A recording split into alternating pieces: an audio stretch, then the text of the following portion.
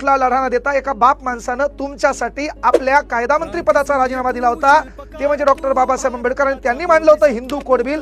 मग त्या हिंदू कोड बिलामध्ये तुमच्याबद्दल काय मांडलं होतं? याच्या अगोदर चूल आणि मूल एवढीच तुमची व्याख्या होती. याच्या अगोदर तुमच्याकडे पाहण्याचा दृष्टिकोन हा वेगळा होता.